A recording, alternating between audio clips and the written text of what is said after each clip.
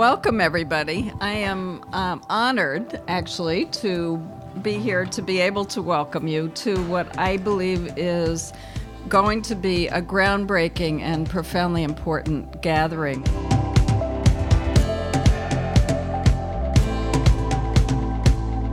Behind a single tweet is actually a ton of information.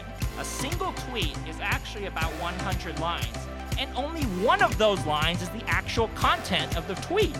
And it's actually, I think, extremely useful to people in public health.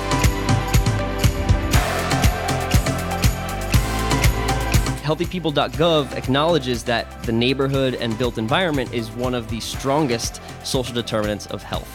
So just like how precision medicine will one day tailor or customize or personalize treatments to the individual, we should really be doing the same thing when it comes to public health interventions. Okay, so let's talk about social norms and how that's being leveraged. So the definition of social norms, it's really how others act in a given situation. And for the most part, we all tend to not want to do something that's kind of out of the norm. So it's a pretty powerful desire we have.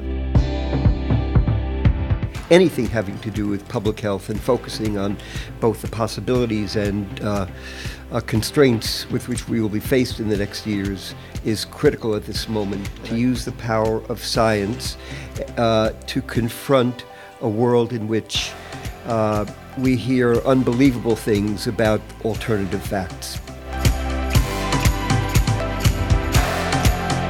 Look at where the public gets their information about health.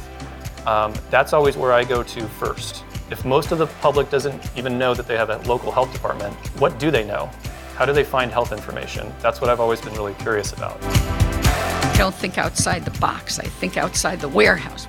I realize when we're talking about multi-level interventions, part of what we're doing, in fact, this whole conference is about thinking outside the warehouse.